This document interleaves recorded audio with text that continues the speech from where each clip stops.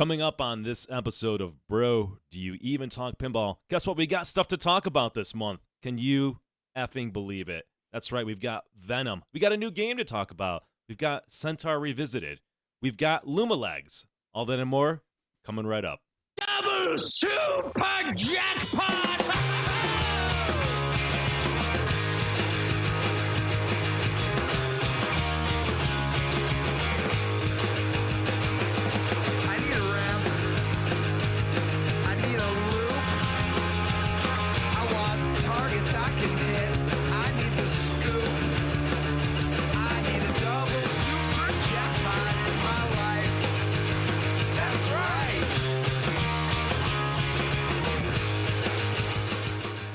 They bring their talk to my backstage area, and they have a podcast, they have a Twitch channel, a YouTube show. They eat, sleep, breathe pinball, and they come here and I put on a clinic.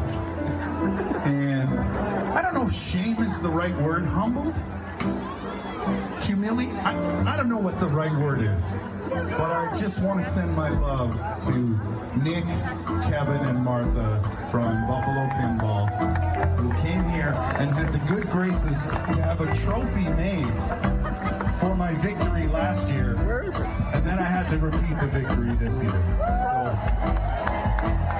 So I'm the one with the mic, so I decide the truth. Doesn't matter what I say, really it's not up to you. We played some pinball. It was kind of whack, but when you left, you felt like you had been shellacked.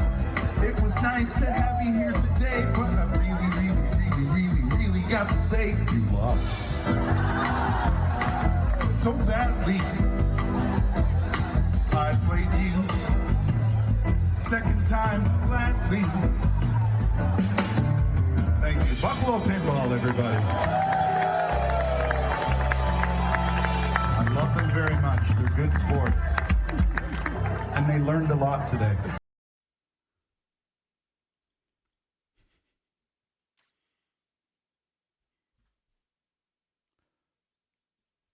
Hang on, I gotta play that again. It didn't work. No, it's still not working. Come on. What are you doing? You got your soundboard? Can't hear the soundboard. Well, it's Boom Shakalaka. Ladies and gentlemen, it's us. Yeah, what's going on? It's another episode of Brody Even Talk Pinball. Nick, what did we just hear? Yeah. Well, it's fucking Groundhog Day again. I remember we did this last year. You played that when we got taunted from the stage, and now here we are a year later. Ed beat us in pinball again. Yeah, I don't know. What can I say? He's got a carnival game. I cannot beat him on his carnival game. Yet we try and we try again. We're basically at this point like the Washington Generals, coming playing against the Harlem Globetrotters, and we know what's going to happen. But it's just the show along the way. It's the show along the way. I got to go and see the Bare Naked Ladies out in Red Rocks in June since the show, and I got to play pinball against Ed then, and I lost. But Martha beat him, by the way, which we don't hear him talk about. It's funny that he didn't say anything about that at that show. It's very, very, very silent. And then, he got like 130 or something. I got like 100. So it wasn't like, it's like, whatever. A win's a win, but whatever. Martha got 200 some. When we played against Ed when he came last week to Art Park, a little north of Buffalo. He got 400 some on a game that he's played slightly less than 2,000 times. But who's counting? Who's counting? but who's counting?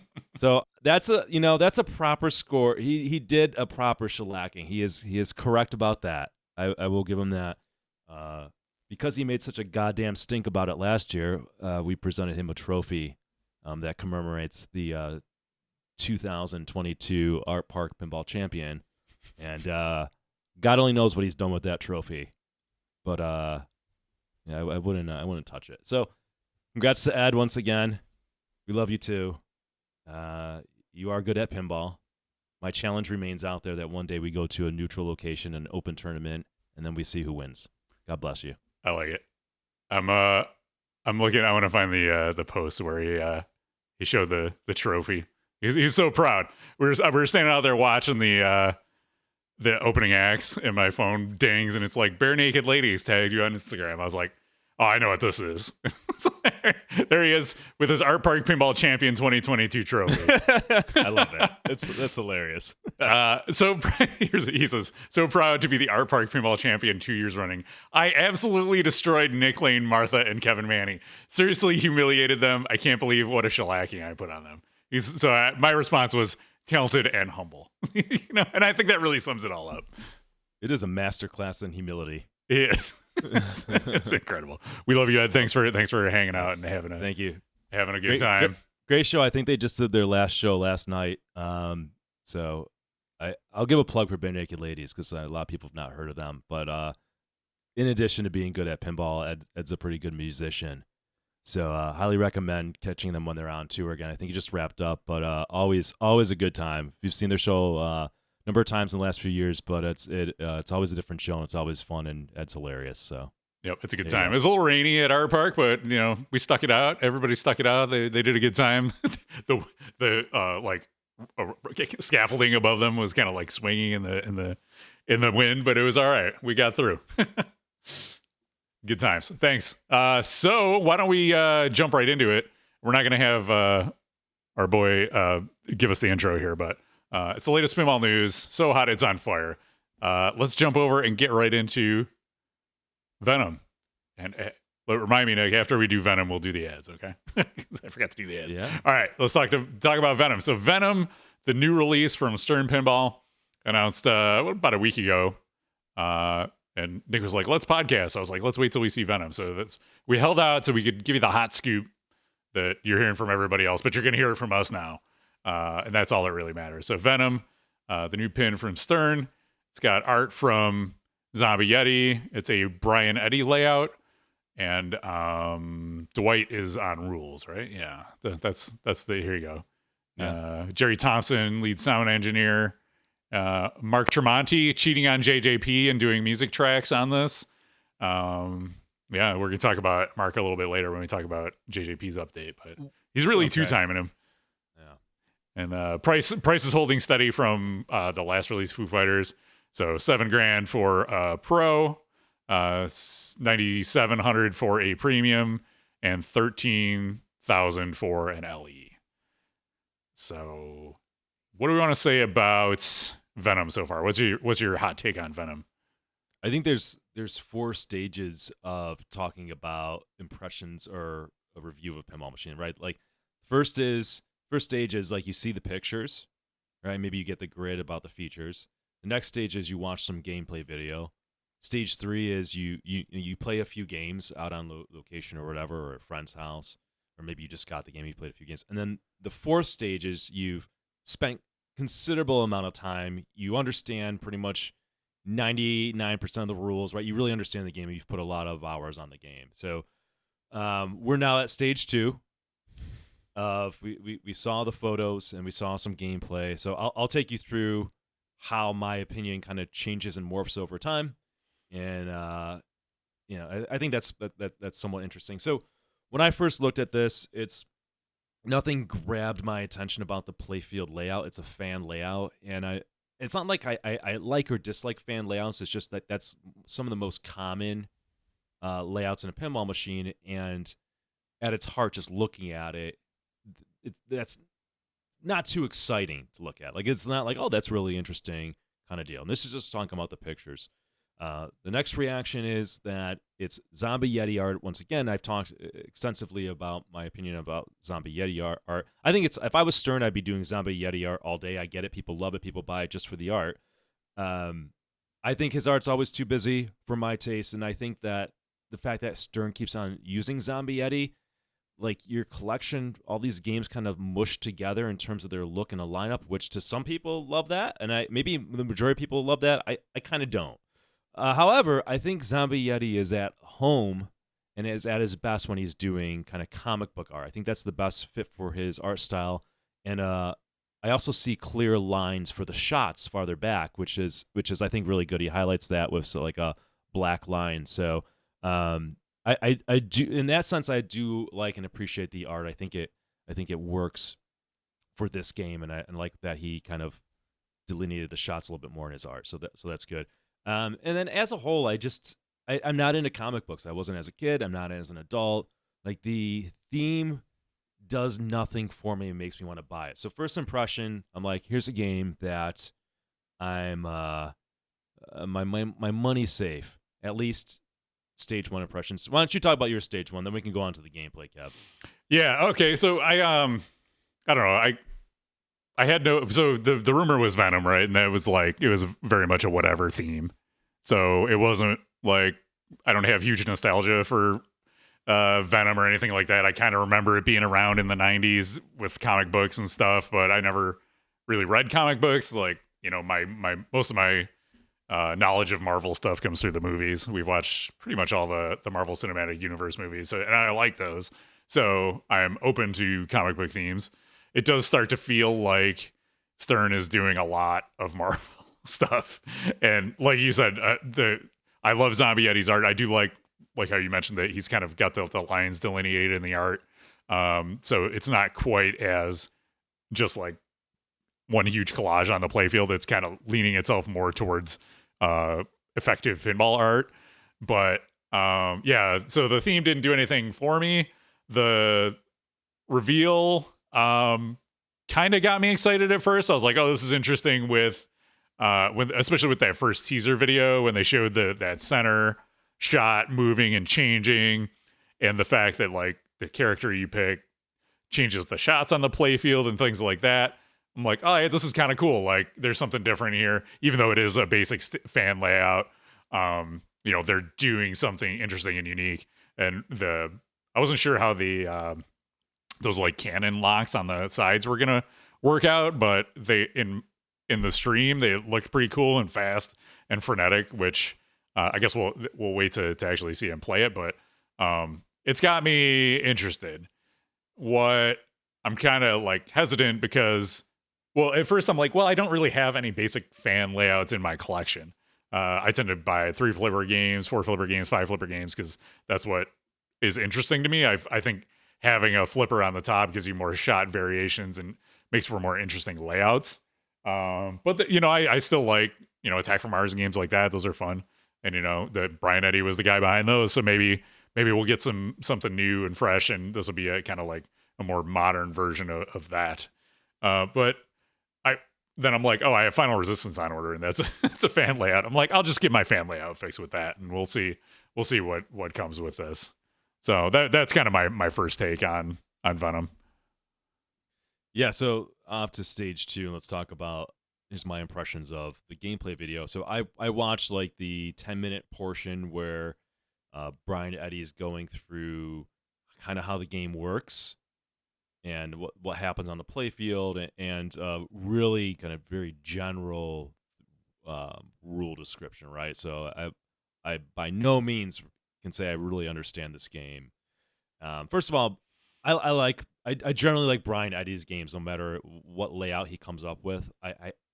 I like him as a designer, and I thought he did a really good job in terms of discussing the game, and his enthusiasm for it seems extremely genuine. I think he's a good kind of genuine salesman for that. So it was fun watching that video.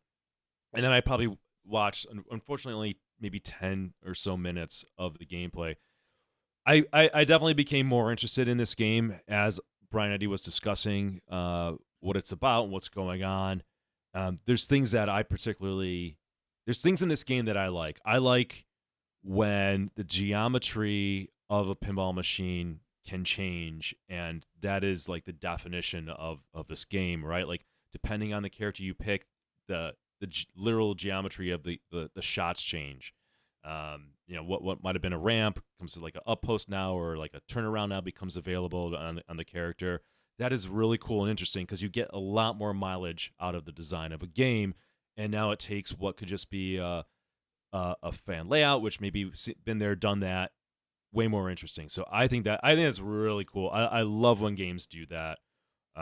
That has gotten me now into the thing like, oh, maybe I really got to pay attention to this game. Maybe my money's not safe. It's still pretty safe, but it now has moved into the realm of it's got potential. And the other thing is too is I think that Brian Eddy, there's a lot of mechanical stuff going on in this game, which I do like. I like how that the Carnage character, I think that's his name, he moves back when you hit him, so we're like a very target. Okay, that's cool. That's mechanical. Things are happening. You've got the doppelganger swings out. Now, the interesting thing about the doppelganger that swings out is that I think Nap Arcade said originally they were going to have it come up from the playfield or something, and they changed their mind on that. There he is. It's like that's the doppelganger swinging out is, at least from my understanding, this seems way more gimmicky, and it just seems like maybe it's I don't know. I'm sort of neutral on it because when it comes out, it doesn't change the shots at all. Like you're gonna hit those targets, the ball's still gonna flow through it as if it wasn't there. And I, compare that to something like when the buck comes out in Big Buck Hunter or the crane comes out. All those things influence the what happens to the ball after it hits it, and I don't think that's the case on this thing.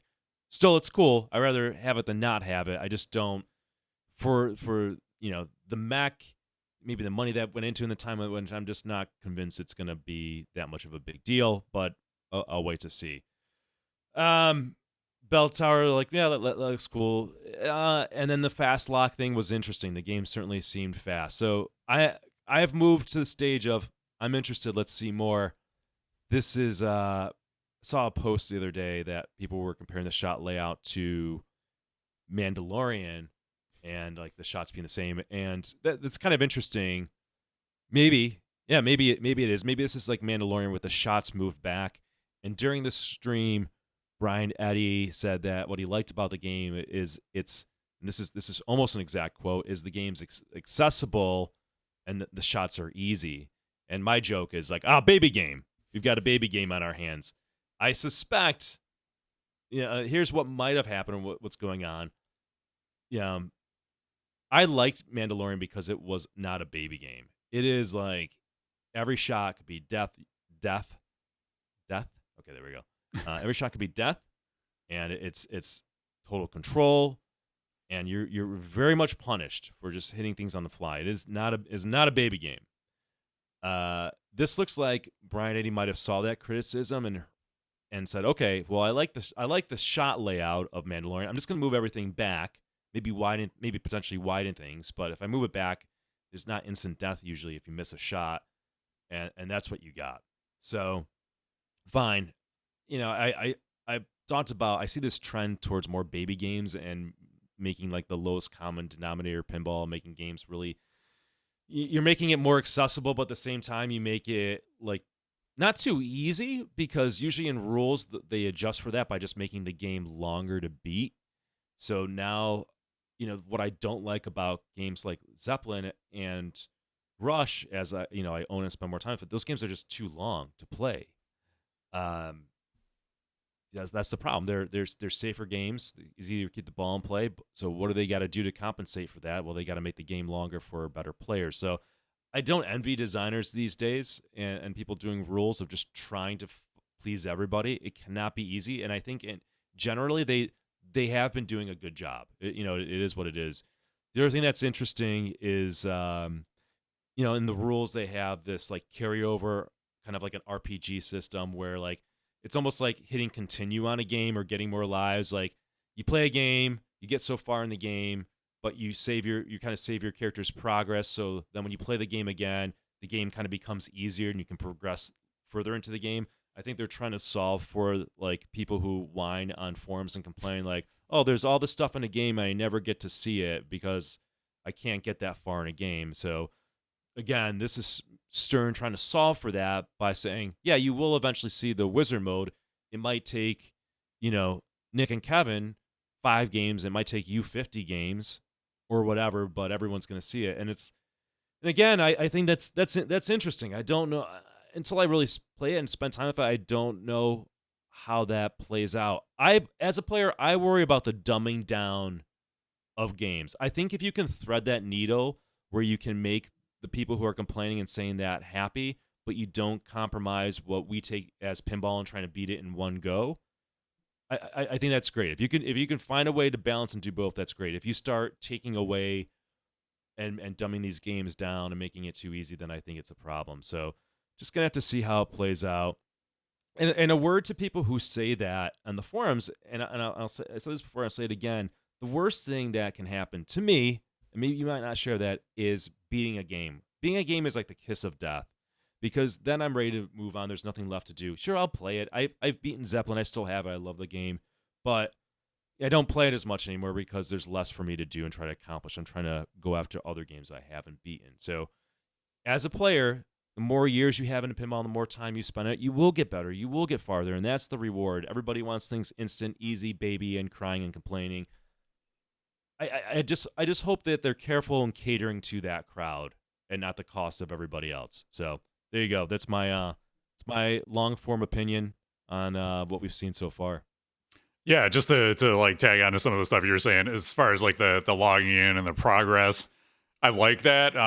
That's a feature that the P3 has had save states, and it's been interesting. I can't speak to exactly how it's implemented on Venom yet because I haven't played it, but I like it in, like, say, Weird Al. I can play Weird Al to a certain point, and say I get to wizard mode, I can save it there, and then when I just want to do that speedrun wizard mode, I can. It's kind of like an earned version of like Escape Nublar on Jurassic Park, right? But you had to like go through and actually do the work to get there and play it yourself. So I like that. I do like that it makes games more accessible because not everybody's a really good player and they want to play and see different things. So I like that they're trying to find solutions to that, because for you and I, we could always just like, if I want to just play the game, I can just not log in with my Stern Insider and try to do it from the ground up.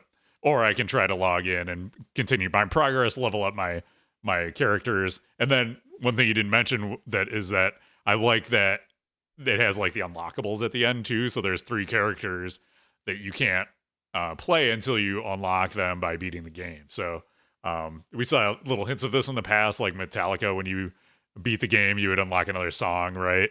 So there's interesting features in it. That to me is more interesting from an insider connected standpoint versus like leaderboards and things like that. More like gameplay feature-y kind of things for me personally. So I like that. Yeah, look, I think this game has a lot of potential. We'll just see how it comes down to execution. Like, I'm way more interested after watching the reveal and some gameplay stream. I'm way more interested in this game than I was watching Foo Fighters. That's not a knock to Foo. It's just that's what I feel at this time, right? And what I know about myself and what I look for in a game. The other interesting thing that I caught on the stream is that they said they're like at 0.72 on the code.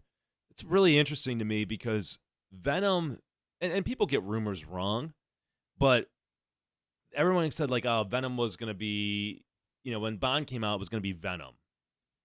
And then the story kind of was, and this is not like, I don't know if Stern ever said this, but it sounds like they pushed up Bond because of the 60th, to coincide with the 60th anniversary of Bond. So then it's like, okay, well, Venom's going to be the next game. And then Foo comes out, and now Venom comes out. And so I expected, given that, and given hearing about Venom longer than these other games, I expected that they'd be at code like 1.0 already. And like, it'd be like 98% done. And we're just seeing like, polish and bug fixes. But when I hear 0.72, it's like, man, that's, there's a lot missing from the game right now. There's a lot of ways to go in this game. So I don't, it could take a year before we even see what this game is going to be. And Dwight on code is always hit or miss. He does a lot of things that I love, and he does a lot of things I just do not like at all. So it is just like, I don't know what we're going to get with that. So yeah, it's a huge wait and see. With the, I was watching some of the stream, and then they had the dude from Stern with the long hair was playing, and he started a multi-ball and got like 2 billion points. And I was like, oh, there's the Dwight scoring, and left. Everybody else had like 30 million. And he's just like, just blew right past all of them. So yeah, that's why I definitely will need to play this before, any consideration of buying. But yeah, I think one other point I wanted to make was the quote unquote safe shots. I think there's some trade-offs there. Like they're trying to like, yeah, it might be easy to make the shot, but you got to react quick because like as soon as you make the shot, you don't have time for the ball to come back. It's automatically like firing out of those cannons. So yeah, you got to be on your toes. It's not going to be like a slow, like casual game. I like a fast, frenetic game, kind of like Black Knight. You know, it reminds me of that a little bit from a gameplay perspective, except the shots are a little further back, so it looks more forgiving. So yeah, it's like a fast, flowy game, but you're also going to pay the price if you're not paying attention. Yeah, look, it looks fun. That's my impression right now. It looks fun. I hope it lives up to the potential that I see for this game. And then who knows, maybe I get a game that I just didn't expect to ever own. It's not kind of like geared towards me necessarily in terms of theme. Yeah, in the current market, I feel no need to like run out and buy any games right now. If anything, you're better off waiting and buying it used because prices are, it's like on the secondhand market have chilled out, and you can get it. I know, Nick, you'd prefer to buy a new in box usually, but I have no problem buying a used game for sure. Yeah, well, I do prefer the new in box, but I don't think there's no good reason to run out and buy a game that, and somebody put it in the chat that they played it at Comic-Con. It's at 0.83 code. There's no reason to go out and buy a game that's at 0.83 code. Like, there's going to be problems. There's going to be a lot of things missing. Look at Bond, right? Like, I'd be very cautious of buying a game this early when it's still somewhat of a shell of a game. At least knowing how Stern uses numbers and code, that means it's very early to me. So, as always, Buffalo Pinball advises that unless you're trying to get an LE and you got to act fast, best thing to do is don't get the first batch of games, right? Like, let the people who get the first batch of games, they're going to discover issues with it. Like, if there's something that's doing damage on a playfield, some part that's breaking, you want to be like in wave 2 or 3 of purchasing a game. So that's the smart thing. Do it. Yep. All right. That was the big news. Let's stop and thank our partners. Nick, you can do the honors this month. All right. We want to thank, these are the folks that make the stream possible. Extremely grateful for them, and these are products that we're happy to highlight. So let's start off with our premier partner, Pin Stadium Lights. They're lighting kits for your pinball machine controlled by iOS or Android. Tons of functionality in that app. I love the new low profile atoms that they have that they put out. I think that they're slick. I think that they're a great lighting solution. So if you've got a darker pinball machine, and oddly enough, even though there's more LEDs than ever in pinball machines, they're still, especially Stern, they're releasing games that they're pretty dark if you're playing in a not a well-lit place. And especially if you have a game that has great artwork, you want that artwork to pop. So highly recommend Pin Stadium Lights. Other partners to highlight really quickly is Comet Pinball for LEDs. Flippin' Out, if you're going to buy a pinball machine, head over to flippinoutpinball.com. Pinball EDU, go to pinballraffle.org for your chance to win a pinball machine almost every month and to support charity. Titan Pinball for silicone rings, pinballs, not pinball machines, but pinballs, and other cool accessories. Pinside.com. It's a great place to sell games, to read about new games that come out and weird mods and all that good stuff. JerseyJackPinball.com, makers of the most beautiful pinball machines on the planet. And then last but not least, Multimorphic.com. All right. Back to that hot news. Let's move on to the second big announcement of the month. It is Centaur. So there's been speculation since, so this is from Haggis. Haggis, this is their third game. The first was Celts. The second was the Fathom Revisited remake. And it was long rumored that Centaur would be their third game. And that came to be true when they announced this on the 5th of July. So lots to unpack here. So Centaur Revisited is going to be available in 2 limited editions. The Beast Edition has 250 available at 15,000 Australian dollars. That translates to just over $10,000 US for a Centaur. Okay, this is like an 80s pinball machine. Okay, and the Oblivion Edition is 50 units at a price of 25,000 Australian dollars. That is nearly 17,000 US dollars. Plus sales tax, and shipping. So add that all up. It includes shipping to the U.S., but then you have to pay from I think Planetary Pinball in the U.S. to your house. So yeah, there you go. So Centaur, they both have toppers, which I don't love. They're kind of tacky from what I'm seeing. You know, they may look better in person, but they're still toppers on a Centaur. I also don't like that they're putting color lights in Centaur. Like everybody loves Centaur because it's mostly black and white with like hints of red in the original, and now they're like color bombing out the lights. Yeah, there's even the toppers all like has colors. Yeah, all the over toppers it, are all colorful. Just like I think you guys missed the point here. Yeah, it definitely seems like they did not focus on the right things when they were updating these games. There's like a color playfield option for I think only for the super limited edition one. So gross, dude. That looks gross. It just doesn't work, man. That's oh my god. Like yeah, it's like you guys they don't understand. They don't understand what made Centaur. Like that's not a Centaur anymore. That's just so whatever. Yeah, and so it's got you can play two versions of code, the classic and 2.0 code, which honestly we talked about this last month with the what was it Earthshaker? No, Whirlwind 2.0. You know, I've not been impressed by any 2.0 code really. Like they're fine, but the classics are classics for a reason. And, you know, there's no need to, like, update these 2.0 codes. Like, if I want to play Centaur, I just want to play Centaur. You know what I mean? I also like that they didn't even align the flippers in this promo photo. That's nice. It seems to be a trend. But they've got the LCD screens and the apron here for when you play the updated code so you can make sense of the rules. Yeah, oh, God, I do not like that color at all. And it also has, like, these red edged plastic protectors around everything, which just adds way too much color to the playfield, in my opinion.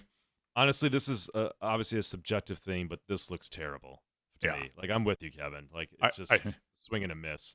Yeah, it's I think it's playing out in the sales because they're only making 300 of these total, and you can still totally buy them. They did not sell out, so they're expensive. I think they missed the mark on what people want out of Centaur. And yeah, it's just ridiculous. The other thing you need to think about is, you know, they're still building Fathoms. And from what I can tell, they have not been building them at a rapid pace. So is this the case where they're running out of money to build Fathoms, so they had to get this out, and they're using sales of this game to fund the previous game? I can't say. But that's what it seems like to me, and I don't know. It just seems like a lot of time has gone by. They haven't sold a lot of Fathoms. The Fathoms that they have sold aren't holding their value, so I think people are like a little more gun shy buying games from them. I don't know. Those are my concerns. Those are my thoughts when I saw this game. What do you think? Maybe I missed it. I was trying to digest a lot of information to read the chat. So is there a straight up version that is just like the original without the colors and stuff? Can you get one that looks like it is? Like I can trick somebody and say this is an original. Sort of. I think even the original has like the upgraded. Yeah, that's this one here.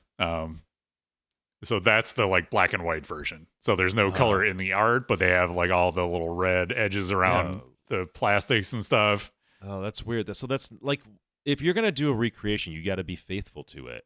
Like if you want to do another model where it's like, okay, this is our take on it, it's like adjacent to it, that's fine, but that's it's just an odd choice to me. Yeah, I was just gonna say something I forgot. Yeah, I don't know. It's just I feel like this is not what the market wants right now, and I wonder how long Haggis can keep going if this game doesn't sell out. Because there's so many games that came out earlier this year that have already taken away people's money. I think we'll talk about this later during the Q&A. I think people are just not buying as many games as they were during the pandemic anyways.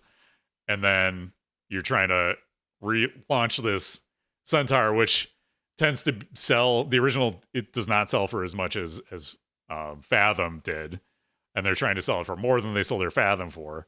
Oh, the other thing I wanted to mention was the 2.0 code. So the other thing that I think is making people gun shy on Haggis is that they with Fathom, they launched the 2.0 code, but it was only available, I think, to the collector's edition buyers and not the classic edition.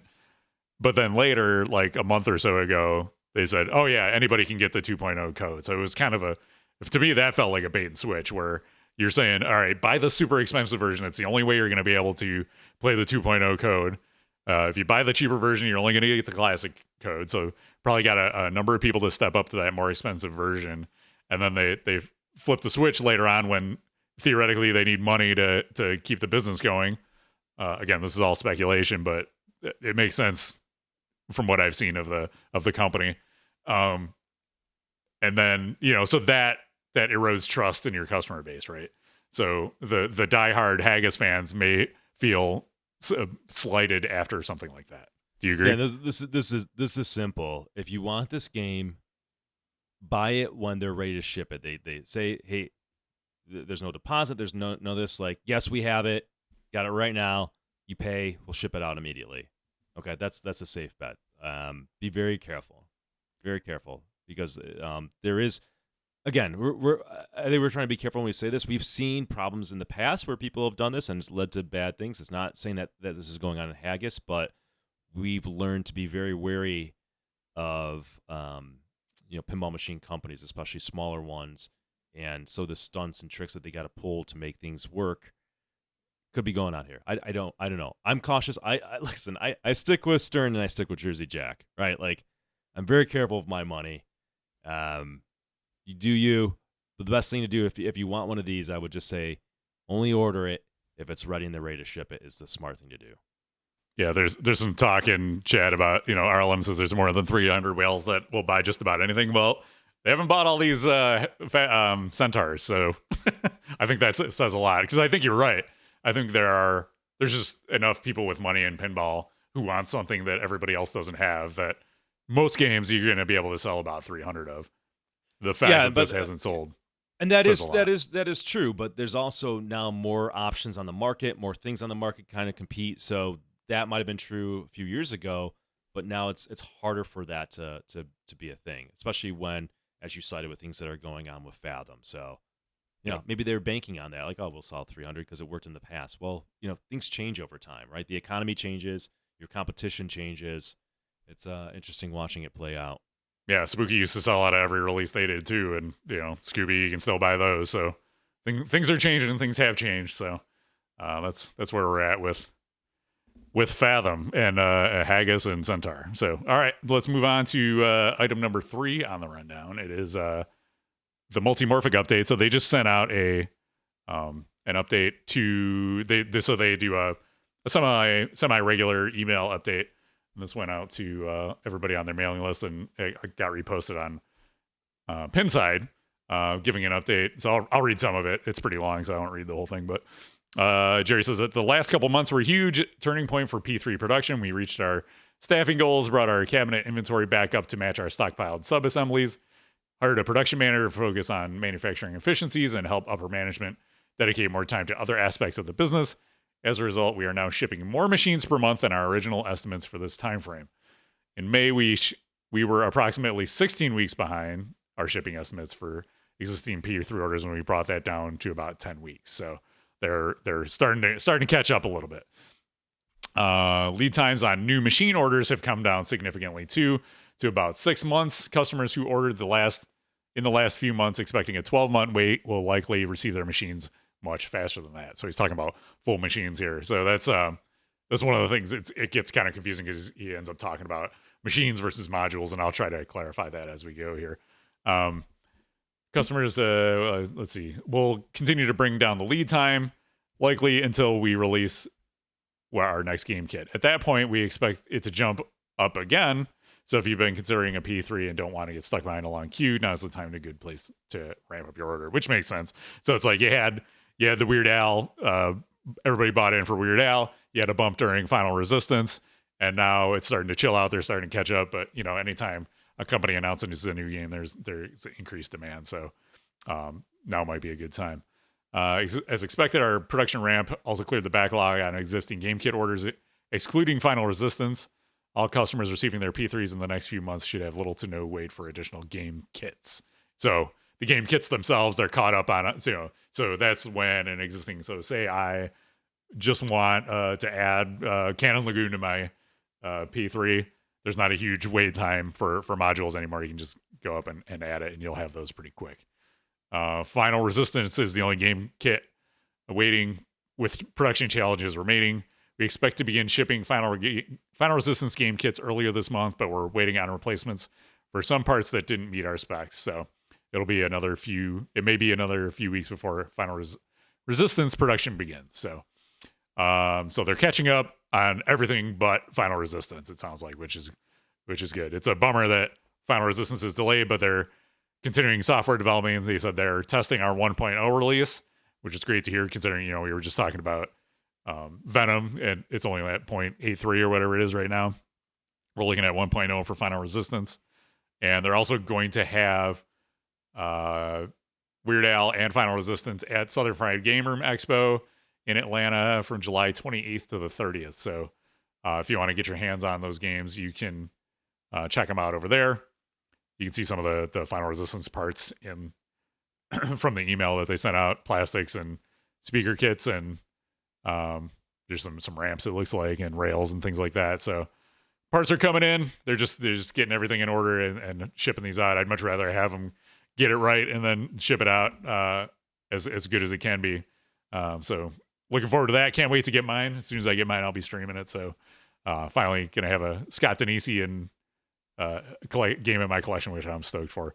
Yeah, they are saying, if you want to buy one of these from the show, you can. They're giving priority to people who have already placed an order for a P3, but and I think one of those is gone already, but there might still be one available if you want to take one home from Southern Fried. Check it out. So that is our Multimorphic update. But similarly, another Multimorphic related update, Bingo podcast from For Amusement Only Games. They released updates for all of their new P3 games, all of their existing P3 games, I should say. So new code, version 2.0 for Drained adds in medal system. So they basically added achievements to all of their games. So they're in Drained, Ranger in the Ruins, Flipper Foxtrot, and Silver Falls. Drained has the medals, new light shows and enhanced performance, new options for network time, and vampire battle progress retention, and enhanced indicators for item completion progress. Ranger in the Ruins, medals, light shows, new secrets, and unique integrations. Flipper Foxtrot, this is the one I don't have, but again, the medals have been added, new options for note speed adjustments, performance improvements, and light shows. And then in Silver Falls, they have the medal system in there, a new option to remove the crosstown shot requirement, which can be one of the trickiest shots on the game. Ask me how I know. So that reduces a barrier for play for folks who struggle hitting that shot. And then again, light shows, track displays, and enhanced performance. So the only one I haven't played that I have is Silver Falls. I played Ranger in the Ruins a bunch, and I played Drained on stream a lot, and had a lot of fun going for those medals. So that's a nice improvement there. Let's jump over to JJP. So with JJP, they have started shipping their collector's editions. So they about a few weeks ago, they started shipping them overseas, and now they're shipping to the US. So if you're waiting on a collector's edition of Godfather, it's on the way or has started to arrive, which is great to see. Good to see those rolling off the line, all blinged out. The other thing that's cool is so they've been doing this promotion with Mark Tremonti and Slash. They both recorded audio for the game, and Mark has a charity fundraiser going for his album, and he did a full album of singing Frank Sinatra songs, and part of that was a Speak Softly Love 7-inch that he released with Slash, and they signed him. Those are all sold out, but so if you want to support that, you can go to TremontiSingsSinatra.com. So this is all a collaboration with JJP. And what's cool is that you can try to win a Godfather pinball machine. So if you find this page, I had to Google it. Like, I didn't find it linked from the main page. Maybe it's there and I just missed it. But maybe it's in the nav or something. But if you just Google Godfather pinball giveaway, you'll find it, or Godfather pinball raffle, and you can just put your name and info in, and they will maybe you'll win a Godfather. And Nick and I both love those games, so great one to get in your collection, especially if you can get it for free. So let's talk about that. Let's talk about Godfather for a moment. Okay, yeah. Number one, there was a update in code, a couple updates in code, and very happy with those updates. There's some nice polish, there's some important bug fixes, and I think that maybe one more thing of polish on there. For example, like when you're beating up the bad guy, like there should be punching noises or something. I know the lights flash, but that's absent. There's absent like sound when you get an extra. There's some sounds missing from an extra ball. It does say extra ball, so there's some small things, and people mention like spinner sounds. But I continue just to be absolutely impressed with this game. It's always like a one more game for me, and I've had mine since early April, and I still play it, and I still like it as much. And I think, for me, when I've played a game this much and had this game for these many months, I'm really happy to say that, and I'm happy to kind of continue to report back to the chat. There's always games that you maybe play early on and you like, and then you kind of like maybe it dips over time, but that's not the case with this game. I was like looking at game sales, and I find this really interesting. I don't want to get too much in the reasons why, but this game's been shipping. I think at end of March it started shipping, because you got years around then. There's only, if I look at the number of owners for the Godfather LE, there's only 78. That is crazy low for how good I think this game is. Like, and look, they might be a sponsor, but they don't tell me to. I don't have to buy any of their games. I don't have to talk about any of their games. I have like no under zero obligation, right? Like, I want to be very clear. I'm happy to go on record for this, because Kevin and I said Pirates was amazing. We loved Pirates, and then it didn't sell well, and then you couldn't buy Pirates, and they may never run the game again, and now the game's a $20,000 game, and so many people would love to own it, right? I don't know what's going on. I have my theories. I know it's obviously this is a $12,000 game versus, what was Guns N' Roses when it came out, Kev? It was like $9,500 or 95, yeah, for the LE, and then they bumped it up to 10.5. You know how many Guns N' Roses sold for LE? I do. Lot. I'm just wondering. Yeah, so there's over 1,000. All right, so I think 78, it's got to be a really low number right now.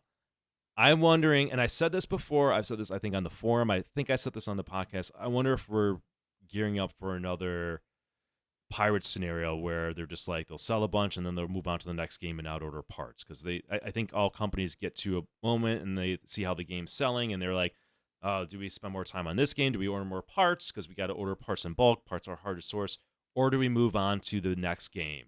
Because they've got, like, Richie's got a game. They've got, Aaron, Mark. Is it Aaron? Mark? Yeah. Mark who? Mark Seiden. Mark Seiden. Mark Seiden. So, like, they've got other games in the hopper that got to come out. I just want to go on record early. It's a great game. I understand why maybe it's not selling as well, but I'm also shocked at how good the game is versus the number of owners right now. Now, CE owners are a different story. There's actually 94 CE owners, and CEs are starting to roll out. So we will see theirs, but great game. Don't sleep on it. Play it if you can. I know there's a lot of there's a lot of good games and there's a lot of buying options. I get that, but I don't want to hear anybody crying if they stop making this game and then this game shoots up and people want it, right? Like, go out and spend some time on it. Go out and spend some time on it now. If you think you might be interested in the game, find a friend, play it, look at videos. All right. If you buy and you don't like it, that's on you. But my thing is, like, I am super happy I got this and not Foo. No knock to Foo. Foo I always love. If I see it in somebody's collection or on location, I'm happy to play a couple games, but Foo's never the type of game where I want to play one more game. And there's no there for Foo. But for this game, after I'm done playing it, I kind of think about it. I think about strategies. I think of the multiple ways to approach it. As people say that, look, sometimes JJP games really shine when you get in their home and you understand it. It might seem chaotic at first because everything's happening all the time and at once. But that's my thing to try to help. Look, every game's not for anybody. I think I wrote a pretty decent review of this game on Pinside. I don't necessarily do it on the podcast, but I tried to highlight why somebody might not like this game, but why it appeals to me. I think it's fantastic, and we'll see if my prediction is correct over time. Awesome. By the way, one more help to everybody. One more, so I don't forget. I did a fix to mine. I noticed that the ramp that comes up and down a lot in the game, when I first got it, that the ramp flap like hovered above the playfield a little bit, so it didn't make contact. And I'd watch it come up and down because I'd worried about it doing damage to the playfield, and there is some thick mylar there. However, after like a couple hundred games, that flap gets bent a little bit, so it was starting to dig into the mylar.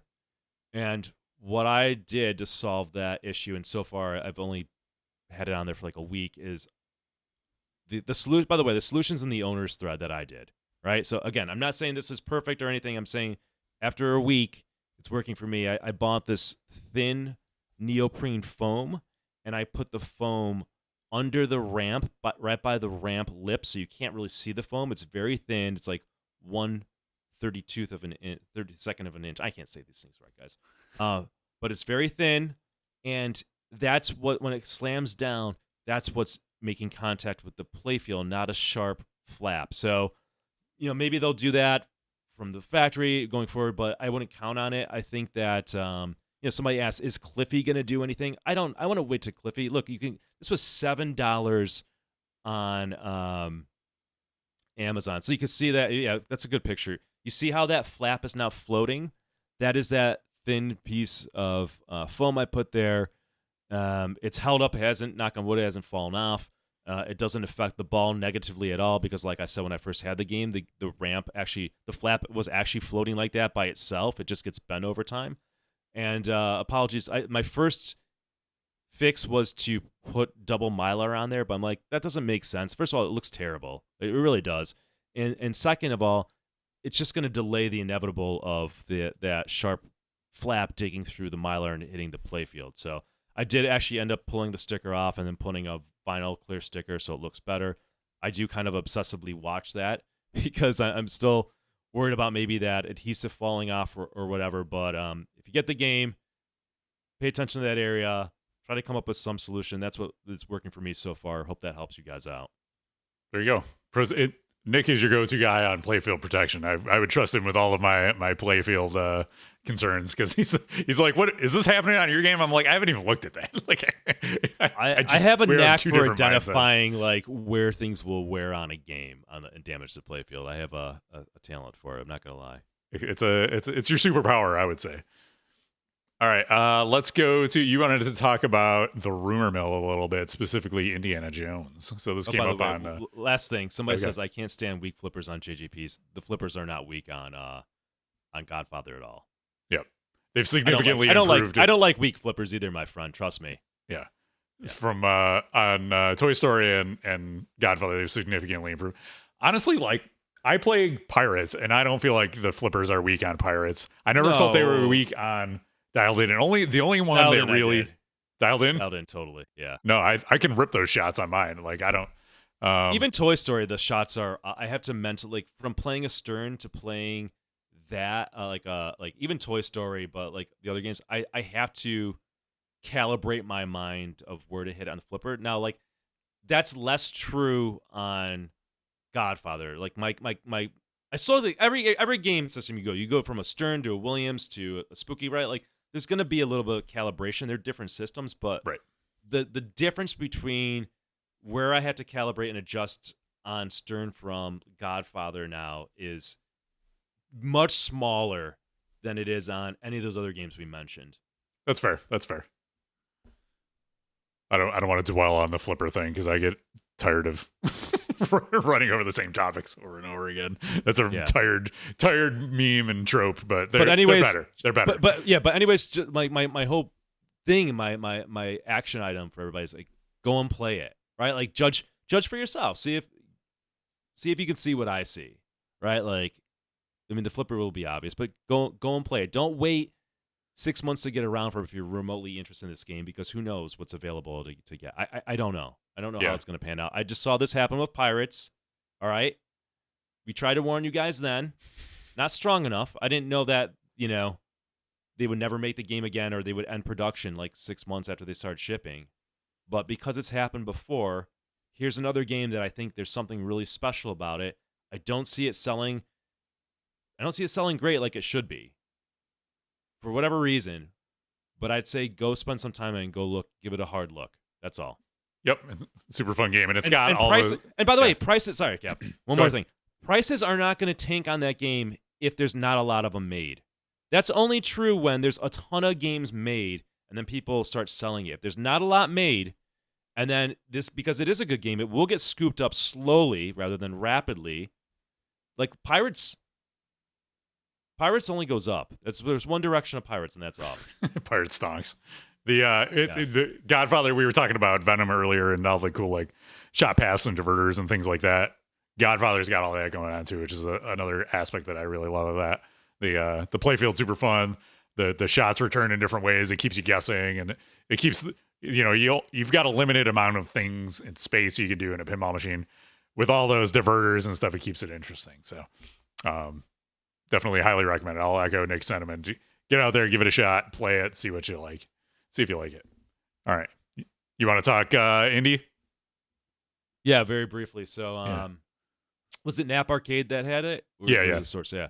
So I think the gist of it is a couple weeks ago, Nap Arcade said that allegedly somebody has secured the license to Indiana Jones. So it's looking like we might get an Indiana Jones machine. I have no idea from, it's most likely probably Stern or Jersey Jack, but I have no idea from whom. I'm just very excited, even though the last Indiana Jones 5 is total fucking garbage. And I left the theater absolutely depressed.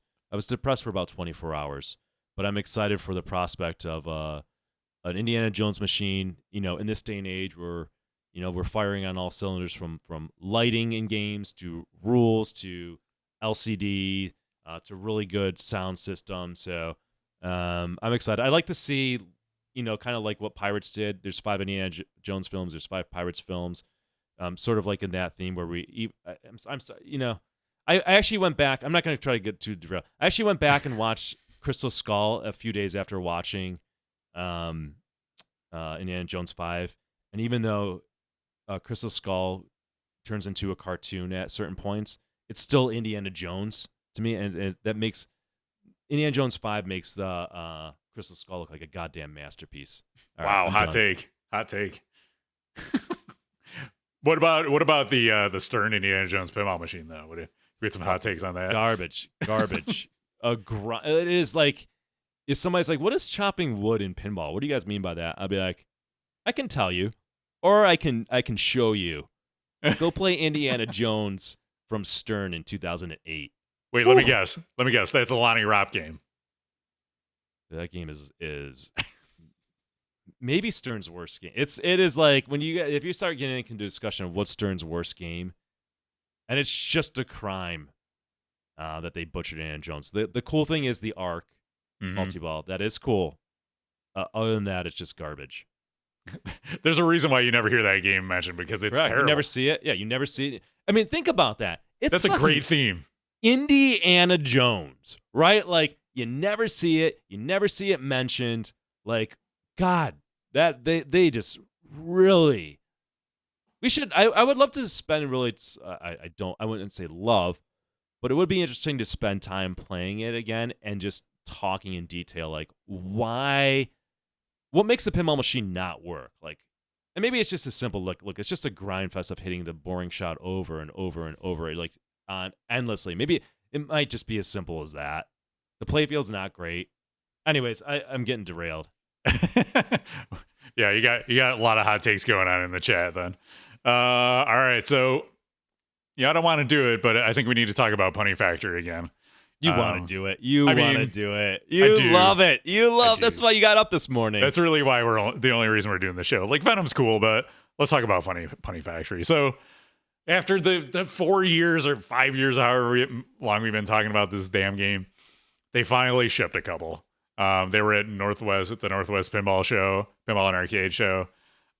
They shipped one to an arcade and another one to a private owner. And, it was a little sad, but also not a huge surprise to see that, oh my God, look at this playfield. So the art looks like the art didn't adhere to the wood properly, and it's just coming up all over the place. Is that those white things that we're seeing? Is that yeah, like, so that's like art lifting out. There's a better one down here that shows it really bad. Like that one's really bad.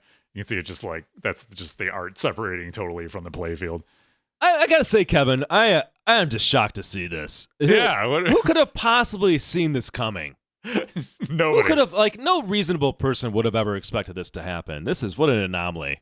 Yeah, I mean, look at if you ever have trouble and you need to track down which wire is causing the trouble. Good luck, because they're all black. why all these pinball companies waste time getting different colored strands and different color combinations of wires so you can troubleshoot and track things down? Nah, just make them all black. It's so much easier. That's all you need to know. And why give yourself any slack when you fold the head down either? One other thing I just noticed, like, why is there there's a pool noodle in here wrapped in bubble wrap? That's like their shipping solution. Like, okay. There's some more. Oh, ew! Look at that. I'm sorry for people listening on the podcast. Look at this. Is oh my God, that playfield is done. This is garbage. Nick, you're like the playfield connoisseur. Describe what you're seeing to the listeners at home. I've honestly never seen this. I've never seen this. This is just total. How would I? It looks like somebody dropped acid on the playfield and it's just kind of crinkling up and peeling off. Like that is just inexcusable. That's not like some quick wear. That's just pure garbage, cheapness, not knowing what you're doing. This game is total fucking trash. A pox on anybody who buys it, and they will get a fucking pox on them. If you're buying this game, you're fucking out of your mind, and you deserve what you get at this point. I'm fucking serious. I'm tired of this shit. I'm tired of talking about the most obvious thing that we've seen for years, and then somebody fucking bought this, Kevin, right? And then they complain on Pinside? Yep. Fuck you. You deserve that. Tell us that story. You got that queued up? Are you prepared to do that? Which one? Oh, his story that he posted? Yes. Yeah, I can read it if we want. All right, here we go. Be wary of buying a game from #Pinball Adventures. I got the very first engraved. No fucking shit. Wow. You think? I got the very first engraved 1 of 10 limited editions Punny Factory pinball games, and it's absolute horse shit. The playfield looks like someone threw salt in it before they clear coated it. Yep, that's a good way to describe it. Uh-huh. The game's display didn't work out of the box. I had to wait 6 days for them to ship a part to fix it. So many problems on this game that I am still fixing them and even re-engineering other poor choices they made when designing the game. Andrew McBain's solution was to send me another new in-box game, a standard edition that I could swap out the playfields by unplaying 5 connectors and take the standard edition game to Southern Fried Gameroom Expo in Atlanta, set it up for him, and hopefully resell it. Jesus. Well, you got a fucking homework assignment, and now it's like now you're an employee at the Punny Factory. What is the stupid pinball company called? Pinball Adventures. Yeah, now you're an employee at Pinball Adventures. Congrats on beta testing their garbage product. Yep. That changed recently to we're going to send you an unpopulated playfield, and that's it. The advertised quote-unquote pipe handles are missing. My plexiglass back glass, I think it's supposed to be on my plexiglass back glass. I could go on and on posting pics that would make you ask WTF what they were thinking. When a shot from the highest mountain when a lying POS Andrew McBain is. Please be really careful buying a game from them because this is what they think is acceptable. This is on the very first customer of their very first limited edition $7,000 game. So this is a guy, like this person who posted this is sharing a post to somebody who was banned from Pinside because he's too much of an asshole that So this guy is like he's terrible to begin with. So it's like they're like perfect for each other, really. Yeah. These two guys. Like you guys go zero sympathy for this guy. Zero. This guy got banned from Pinside because he's an asshole. And then He's the first one to buy this garbage and is shocked that it's a piece of garbage. Like, absolutely deserve to lose your money, sir. Yeah, you guys are perfect for each other. All right, Nope. It's a match made in heaven. I find this hilarious. I find it absolutely fucking hilarious, and I love to see it. So keep on finding these posts. I want to see all the owners. I want to see everybody. I think we've seen all the owners. We're not going to see any more. That's all. I hope. In some ways, I hope so. But like in some ways, you also deserve this. Like. All right, so in our never-ending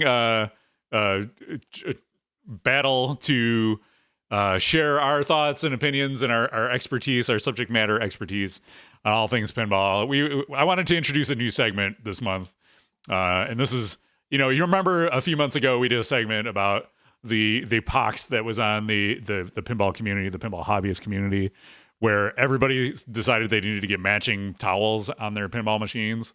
Because like what are those, the pin whatevers, the yoga mats, they go pin shields that, okay, this company's gonna take a yoga mat, cut it to size for a pinball machine, slap their logo on it, and they're upcharge you 3 times what a yoga mat would charge. In theory, okay, it's protecting my playfield, but the pin shields like leave marks all over your glass, so you take the thing off and you got to clean your glass anyway. So why are you wasting your money? Anyways, with the pin shield are towels. I kind of zoned out. The pin shield are yoga mats. Oh yeah, you could possibly scratch it if there's dirt on there. Like, well, it's like got like a coating or something on it that like leaves stuff on the glass of your pinball machine. So if your goal is to keep the dust off so you don't have to dust your machine, it's not doing you any favors. Yeah, I'm gonna make sure I get on record saying this. There's 2 legitimate things in my mind. Maybe there's more that I'm missing. All right, about like putting a covering on your game. One, if it's getting sun exposure and you're trying to protect the playfield from fading, then I understand. 2, if you're like, look, I have a cat and the cat is jumping all over the game and I don't want him on the glass, then I say I understand that as well.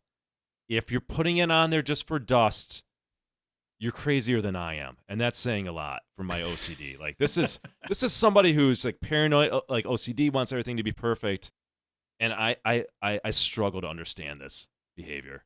So, okay, so along those lines, we digress. I couldn't help myself. There's a new mod on the market that you just need to avoid, and I'm going to bring it over to you now. I'm going to read for the listeners at home. I'm going to read how these are introduced on Pinside.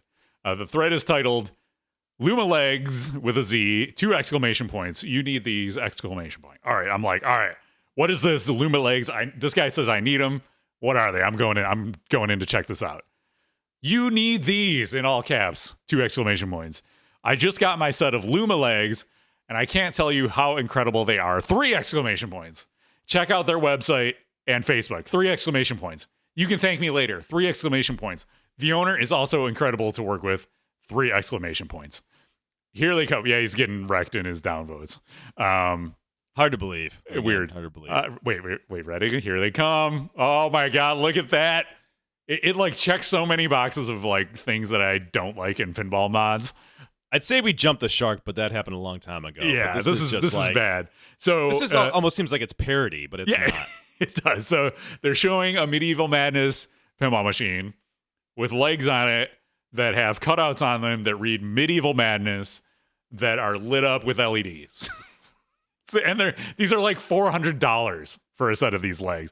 And to get them to work, you have to drill holes in the bottom of your pinball machine to run the wiring out the bottom. Get the fuck out of that. I didn't even know that part. Yes. Get out of it. Oh, Jesus Christ. Drill 4 holes in your pinball machine. Make it super tacky. Repeat the name of the game. On the game, it says Medieval Madness all over this game. You don't need to put the name of the game on the legs. Stop it. Get some help. How are you going to know what the game is, though, Kevin? Let's be honest. The room's dark. How are you going to know? How would you ever know? Oh, the backlash, because that's lit up with the name on it, too. That's how. Yeah, so Medieval Madness, Luma Legs. Ladies and gentlemen, Luma Legs. We're like Luma Legs. Yeah. So these guys just got lit up on Facebook. If you're looking for a good time, check out the Luma Legs thread on Pinside, and It's full of great memes and animated gifs of people just like. As I say before, look, I'm an advocate for therapy. Just get therapy at this point, okay? Lighting up your legs is not going to make anything better. All right, seriously, I'm a huge advocate for it. Yep, if you're looking for something, there's far better things for you to spend your time and money on than Luma legs. Okay, so that's Luma legs.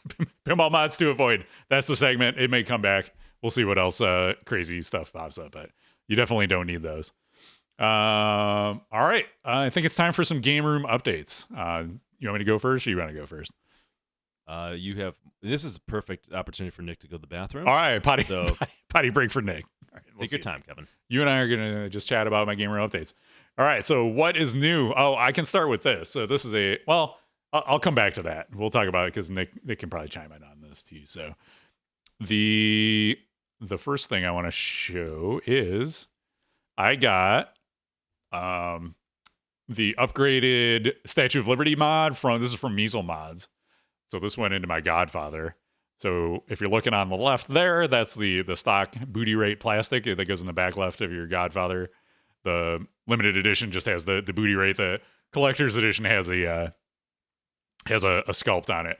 But this is cool. This is nice for limited edition owners to upgrade that area there. Pinball machine. Here's the mod by itself. It's nicely painted. I believe it is 3D printed, but it's so nicely painted that it looks great. It comes on the plastic already, so literally all you have to do is like unbolt two nuts and drop this in place, and you're good to go. The torch lights up, which is cool, and it's got a flickery LED bulb in there, so it flickers a little bit. Gives you a nice effect in the back left corner of Godfather. Highly recommended. It's about $100 all said and done because you have to get the mod itself, and then there's also a cable you buy that has a fuse in it that attaches to the power in the back of your in the back of your JJP. It connects kind of where the back box LED strip is. You put it in between that and off you go. So that's that. Kevin, did you get the house for the compound house or just... I did not. That feels like too much to me. What do you think about the compound house? I think there is the opportunity for somebody to maybe do something in that area, because it does feel a little lacking or missing, and the compound's like an important thing. It's got a whole multi-ball center around it, and what's there is I don't know. There is an opportunity, right? Right. I just saw a post though where it's like interfering with the ball's movement the way it is, and people are like, "Oh, you just shave it down." Like, no, I'm not interested at that point. Nope. So maybe somebody will come along with something that is compelling to get, but yeah, I get it. I bet Lior is going to do something awesome. He'll probably do a better Statue of Liberty mod, and then I'll have to get that one too. It is definitely pronounced booty rate, and I'm going to keep pronouncing it that way every single time because it's more fun to say that way. Okay. All right. What else? I got an Atari VCS. So Atari is weird now, but they make this little mini computer called the VCS, and it went on sale for Memorial Day. So I might have actually had it before our last. Oh, no, this would have been after our last podcast, I think. No, before. But I don't think I mentioned it. So it's cool. I don't really have an interest in. So it's basically a mini computer that they have their own Linux operating system on, and I just modded it to be a little like PC that I can use when I want to play games, PC games. So I have Windows 10 on there, a bunch of emulators and stuff like that. So it's a cool little desktop edition because I run a Mac on my day-to-day computing, and so if the game comes out on Steam or if I want to run an emulator that's PC only, I like to have that available. So it's been a fun little thing to tinker with, modding it out and like hacking it a little bit to get get Windows 10 on there. So if you're looking for a little mini PC, it's pretty cool. I mean, I'm a sucker for Atari stuff, so that's why I went for it. And mostly I've been playing Legend of Zelda. I mentioned it last month. I'm still hooked on it. I went after last night. I'm like almost to the end. I'm not going to give any spoilers, but you kind of know how Zelda games go. So I'm at the end, about to like go and do the big final battle, and I was like, let me see how long I've been playing this game. I have over 100 hours in this game. I could not believe it. Like, very rarely do I play a game for 100 hours. But this game, it does not feel at all like I've played this game that much. It's just like so incredible. I love a good Zelda game. I love the last one. This one's even better. Having a blast. So highly recommended. I mean, everybody likes Zelda, so go play Zelda if you haven't. Last but not least, I wanted to mention that I went to Pastimes Arcade. I think I teased this on the last Gameroom update, but I got to go out to Pastimes Arcade in Northeast Ohio. It's Girard, Ohio. We played some amazing stuff. Knight Rider. They have Humpty Dumpty there. If you don't know the history of Humpty Dumpty, it's the first pinball machine with flippers on it. They're in a weird spot, but there are flippers, and you can actually play it. So I've seen Humpty Dumpties at other places, like the Strong Museum has one, but it's just sitting there so you can look at it. I don't think it actually works. Here, you can walk up, you can play it. So you basically playing your way through the history of pinball and arcade games, which is really, really fun. We got to play Computer Space, which is the first ever arcade game ever released. So this, everybody kind of thinks Pong was the first arcade game. No, it was actually Computer Space. And it's there, and you can play it. So it was cool, too, because I went with my son. So I get to, like, share some history of pinball and arcade with him, because he's a big gamer, too. So that's him playing Computer Space. I got to play, this is if you've ever seen me stream, and there's the playfield on my wall, this is the playfield from the Atarians. I actually got to play the actual game. Atari pinball machines are terrible. They are so bad. But it's fun to be able to play them, right? Like, I would never own one. I love the art. That's why I have the playfield on my wall, but I would not have this game taking up room in my arcade. But the fact that you can go there and play rare pieces of history are super fun. And, weird, like, international games with crazy inserts. And this was my favorite. I think this is an Italian game. And it said, instead of multi-ball, it says, time for several balls. This is so funny. We played Ringer, which is a cool, like, EM arcade game. And then I played Galactic Tank Force and got a multi-ball and got 1.3 billion points. So there you go. And we had some of the candy soda bottle thing. So good times. Cannot recommend it enough. The Pastimes Arcade in Girard, Ohio. Definitely check it out. Had a blast. We'll be back. Anytime we can make it out that way, I'm definitely stopping. So that's what I've been up to. Nick, what have you been up to? Speaking of Galactic Tank Force, I just want to see how many of those have sold. It says 20 so far. That's a surprisingly high number. Yeah, I've not been paying attention to the. I'm kind of over it right now. Why bother? But so, all right, here's an update for me. Let's see. I got to go. I was out in Colorado, specifically Denver, but also went up to Boulder, and I met up with Ryan from Comet, which was certainly a treat. I got to see his place, which is Lions Classic Pinball. Very, very cool place out in Lions, Colorado, which is like roughly 20 minutes north of Boulder. And he's got a lot of, as the name implies, classic. He's got like multiple rooms of games, and like including like a hidden room and stuff. And he's got modern games. He's got classic games. Just it's always cool to go to a place that's owned by somebody who loves pinball, right? So highly recommend. He was able to show me and Martha that space on a day that they weren't open. Got to play some disc golf with Ryan, who's pretty good at that. So it was a lot of fun. So shout out and thank you to Ryan from Comet, who's an all-around good guy. And definitely check out Lions if you're out in that area. I also went to, what is it, Arcade 1-Up or whatever in Denver. There's a number of those locations, and they had a Scooby-Doo there, so I finally played that game. And I can't talk about it in a meaningful way because I think I played 2 games of Split Flipper with Martha. What I can say is that it's a nice-looking game. Like, it is visually, and I didn't go over with a fine tooth and, like, really look for things, but kind of like first impressions, it just looks great. It looks great in a lineup. I can see it like having that curb appeal, like in a lineup of games in an arcade that will just pull people and draw people to it. So I always try to be fair to companies, even though I spend most of my time criticizing Spooky. I think it's for good reason, and I back up my criticisms, but at least from that perspective, it looks good. Hopefully James keeps his long enough. I know we got to get over there to do an official stream on it. Kevin, hopefully we can do that. Maybe sometime in the next couple weeks if he still has the game. Yeah. I'd love to stream it. I'd love to play it more and understand it.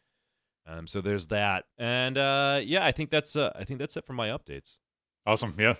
All right. So let's get into it. We got some Q&A. So we'll start with an email that we got from Krista.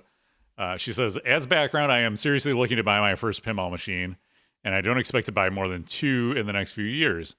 This would be they all say, Krista. Yeah. They all say. This would be our everyday practice machine. If this did not come out, I was going to buy the Godzilla Pro. Okay, so she's thinking about Godzilla Pro. I watched the YouTube videos to get the physical change on the playfield. You have to buy the premium. This is $2,500 more, and limited edition is, of course, almost double. What is your opinion on the upcharge versus what you get and estimates on resale value? Resale value 1 year after and 5 to 10 years after. So I guess let's start with that. What do you think about paying more to get the premium or limited edition, and which one holds their value more for resale? So that's a harder question for me to answer. Which one holds their value more for resale? I've never really looked at the numbers, so I would just be like kind of trying to speculate, right? I don't know. I think realistically, you're going to have a larger percentage of people who can afford a Pro, and then as the price goes up for something, then obviously some people just drop out of like that group that can possibly purchase and afford it. Does that come into play in selling? I don't know. Maybe I'll see if anybody says in chat and has a good backup, but I struggle to answer that. My gut is that there's not a huge, really terribly meaningful discrepancy.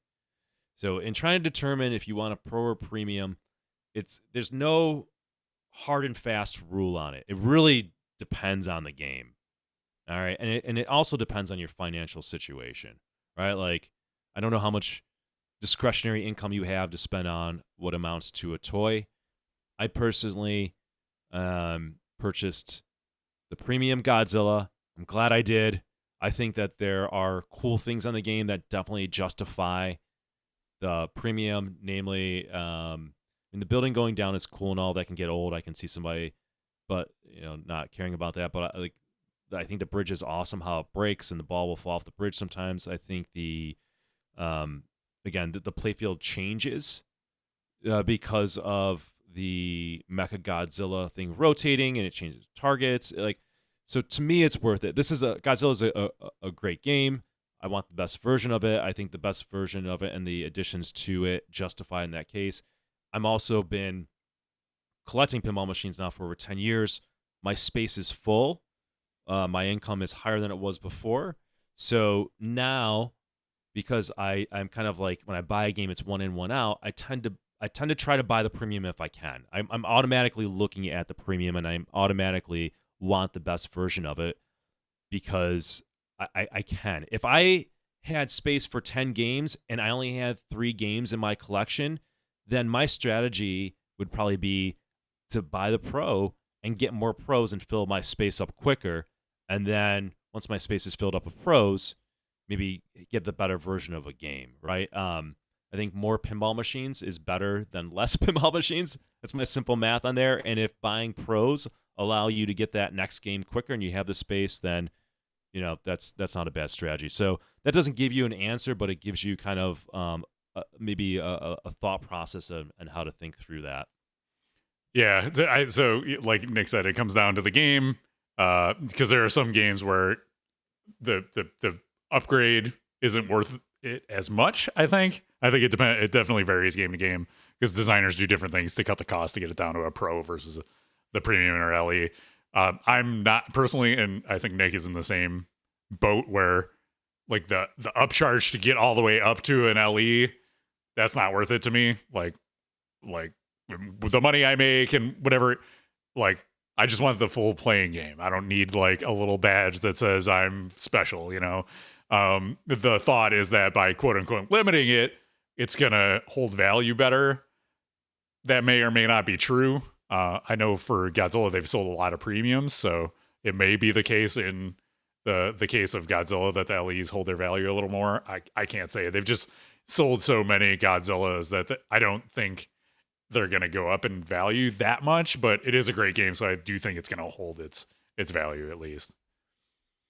All right, so let's move to question part number 2 of this. I'm also not sure if I will like all these fanned out shots all the time. But I do love the experience level up with Insider Connect. So to me, that sounds like Venom that she's talking about there. Sure. Yeah. So that comes out. Don't rush into buying Venom. I would say any Stern, there's like gonna be Venoms on location around you. Go out, play it. Hopefully you'll have the opportunity to play the Pro and the Premium, so you could weigh the differences yourself. If not, go to like find a pinball show that's going to be happening near you and play it there, and then jump on it after that. After you decide which one you like better. Godzilla versus Venom again. Yeah, it's hard to say with that, but Godzilla's a known quantity. Everybody loves it. I see a lot of people buying it as their first game. It offers a lot, so it's not a super punishing game, but you can achieve a lot, and there's also still a lot to do as you get better at pinball, if that makes sense. So there's the code depth there. It does a lot of fun things, even if you don't get super far into the game. And it's a fun theme, well implemented license. It's cool toys. There's a reason why everybody loves this game, right?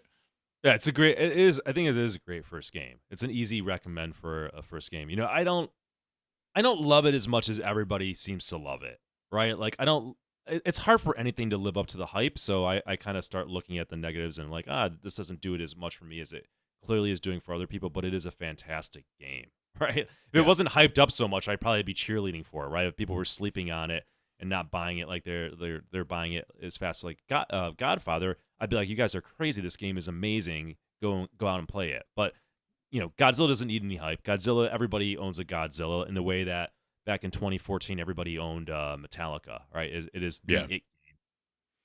Yeah. So bottom line, buy a pinball machine, have fun, make room for the 13 other pinball machines you're gonna end up buying, and then you'll be just like the rest of us. It's all good. Here's a question from chat. I'll just jump to that. Figgy Dan says, have y'all ever put precision flippers on a game? I have never, and I don't intend to ever put precision flippers on a game. Number one, I don't see the point. Number two, I think it changes the game maybe too drastically. Number three, I played it once. Our good friend Dr. Ben had it on a Lebowski, and I did not like the feel of it at all. Yeah, I haven't even played with them, so the only game I probably would have considered is on Guns N' Roses. I ended up putting the flipper fans on those because just over time those flippers got super weak, and the fans did the trick, so I never felt the need to upgrade. But that's one game I could see them being useful on. Yeah, I just don't. I just struggle to see a reason for it, and I think it takes away from it. It's too much of a change, right? Like if the designers want to move to precision flippers and tomorrow Stern started putting it on there, it's like, okay, that's the way the game is. Like I'm not going to rip the precision flippers out and put the other ones on. I try to stay to what the game is as it was designed, right? Like that is something that's important to me. Sure, I do change the flipper rubber out sometimes, and you can argue that does change it, and that's true, but that's about as far as I'm willing to go on a game. I think the precision flippers change it more drastically than that. Yeah, I haven't used them, but I did read some comments like drop catching and stuff is different on them. Did you feel that way when you were playing or no? I haven't spent enough time to really give a detailed answer, so that's like the first impression. But that's the kind of stuff I worry about, right? Like it will throw me off from most games don't have precision flippers. I play other games. I'm not going to upgrade them on all like games I play in tournaments. Like I don't want to get used to that. And if you tell me that like the tricks I'm able to do, I drop catch all the time. Like I so often have my flipper up and let it just drop on it because it's fun for me to do, and I've gotten good and I can do that. If I couldn't do that in a game, I'd fucking rip them out and throw them in the trash, right? Because now you've taken away a skill that you can employ in the game. So yeah. All right, I have a late breaking addition to the Pinball Adventures. If you like them, great, and they're like, that's all. This is like different folks, different strokes. Kevin and I have strong opinions on some things that they're just like, dude, this is garbage. Like, I'm not saying that. I don't know enough about it. Like to learn more. at some point, but I can't ever see myself using them. I think you're going to have a strong update on this. Goran sent us something Pinball Adventures related that I'm gonna pull up here. So this is from Yegpin. It's a pinball tournament going on up in Canada right now. It's the Sushi Mania Backlash. Look at that. Look at that. Wow. Wow. That is bad. That is so bad on so many levels. Wow. Woo. Yeah, so this is, Punny Factory, to tie it all together, the company that makes Punny Factory. Allegedly, this is one of their other themes, and they decided that this was a good idea to put this art on the backlash of their game. Not only theme-wise, but rendering-wise, all of the things. It's amazing when you get to see somebody in life who somehow has money and can do things like this and nobody can stop them. I mean, it's just it's something else. It gives us content, so thank you. So I don't need to say anything. I think just look at it and yeah, I don't know. It speaks for itself.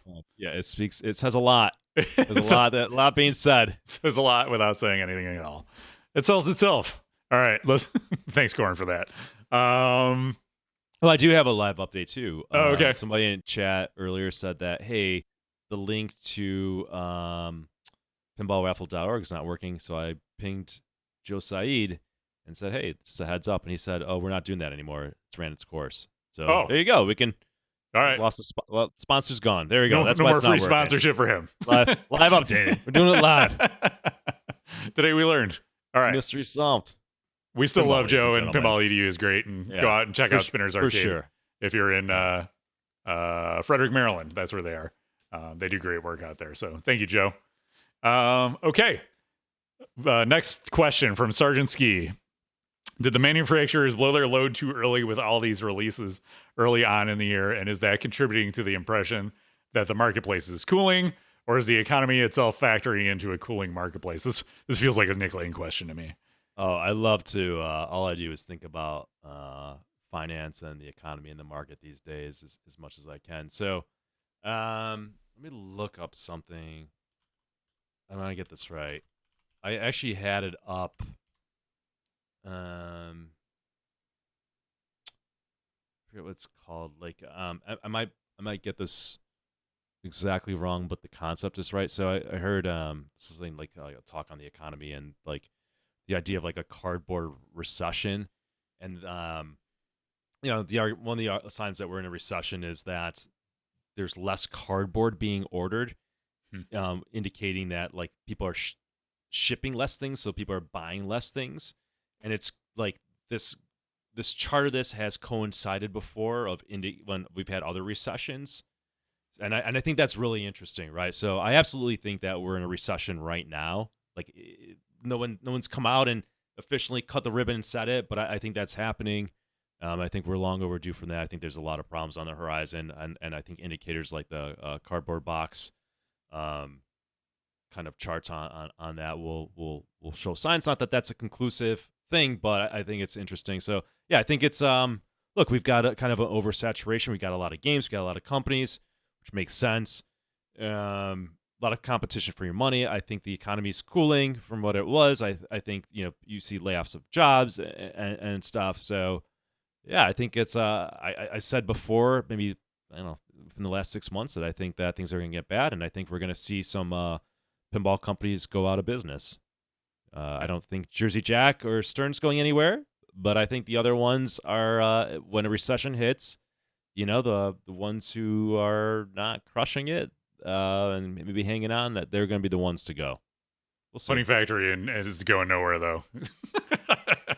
Never underestimate how long the Fed can kick the can down the road. That's why it's hard to predict these things. But all the conditions are there in my book for a bad storm coming.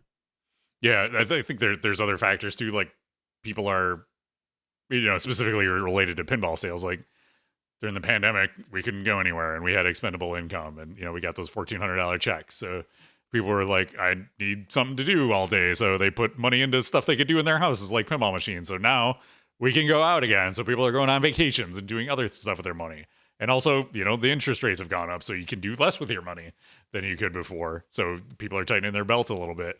And also, like, Stern was way behind for a long time, which drove prices way up on pinball machines. So, like, Godzillas were selling way over what they were because they couldn't produce them. But now that they're catching up with demand, you know, the price is coming back down on those used games. So there's a lot of factors, but yeah, that's my thought. RLM asks about the co-op. I'll read these, and you can offer as much or as little as you're comfortable offering at this point. So he says, I'd love to hear co-op updates from Nick, if possible, on the podcast.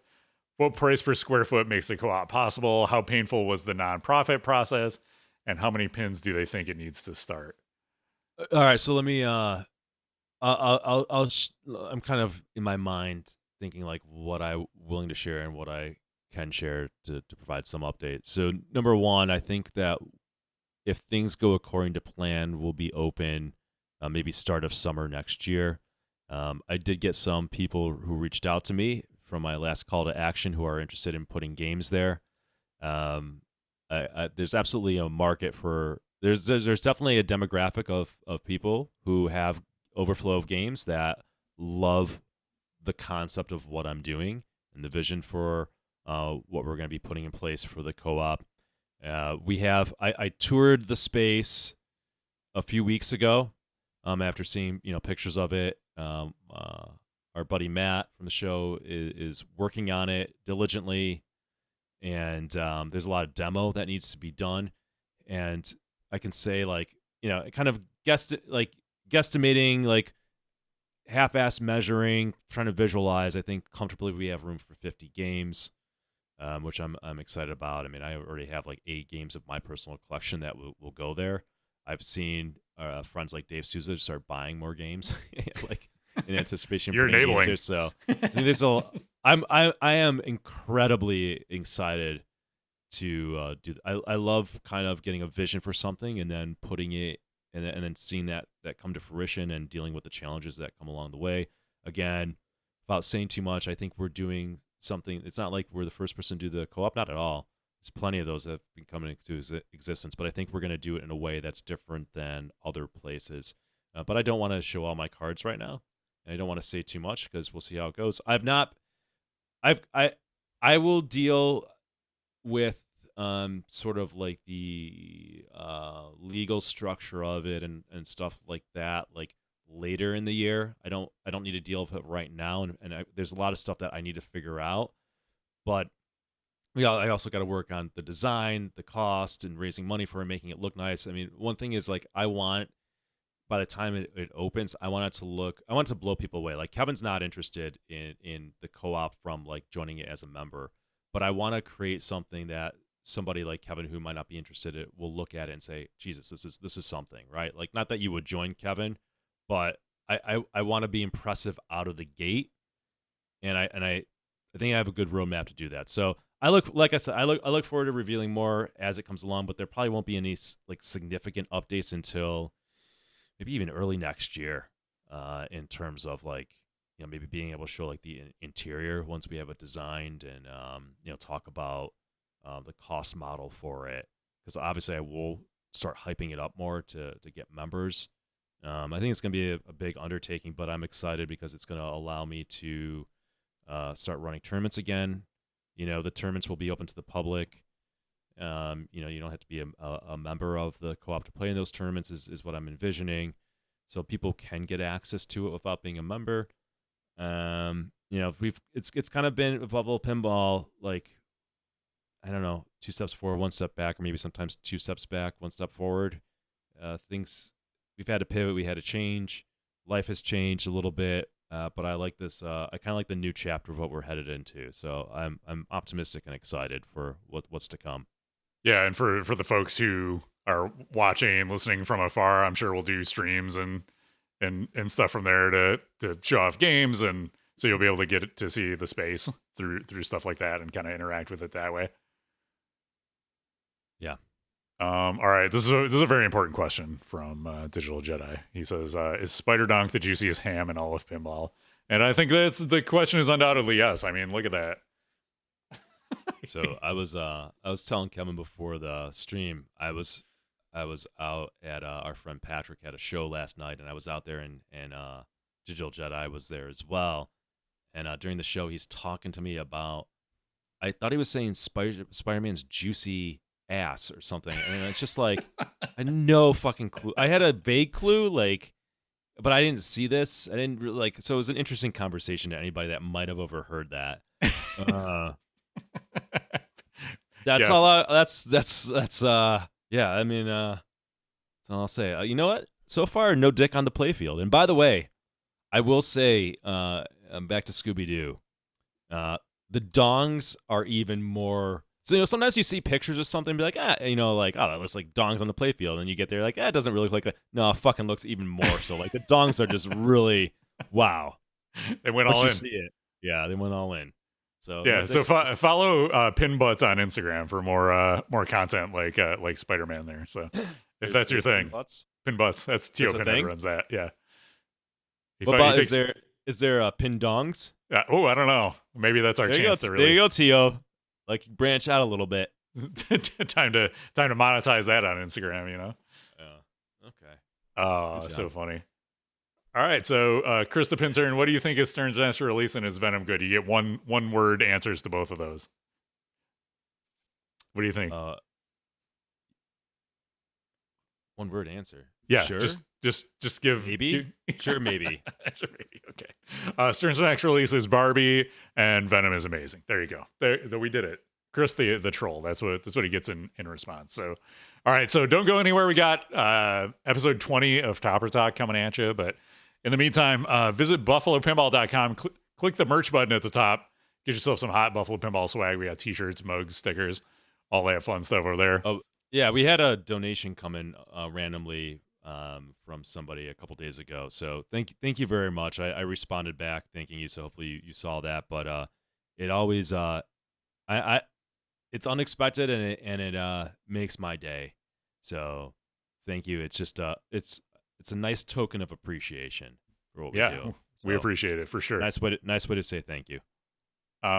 If you don't yet, you can follow us on all our social media channels. Links are below. We're on Threads now, but I've posted like 2 times and I don't know if I'll ever do it again. But if you want to follow us on Threads, we're over there.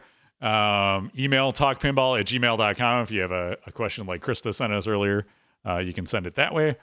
If you want to support us, you can subscribe on Twitch, or if you have an Amazon Prime, you get a free sub to Twitch. You can share that with us every month at no extra charge. You can do like our friend did and send a PayPal donation if you want to do a one-time deal, or you can drop a review on your podcast host of choice, and that's a great way to support us as well. Until next time, here's an amazing episode of Topper Talk. He's going to talk about Teenage Mutant Ninja Turtles Topper. So get hyped for that. We'll see you guys next time.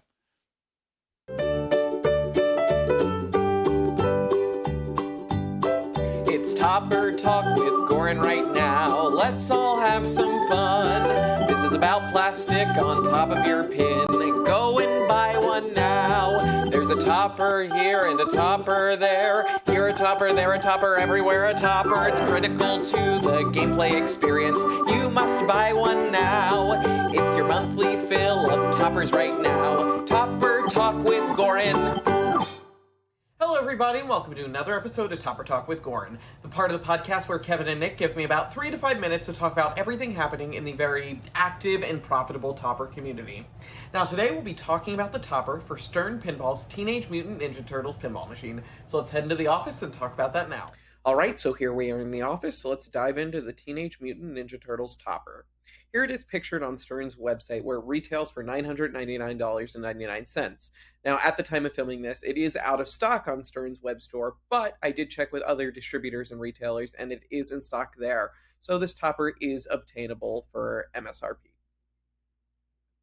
So now if we take a look at this topper, we have 2D plastics that are mounted at different depths of the 4 turtles. We got the Technodrome, which is the main focal point of the topper, as well as a city backdrop.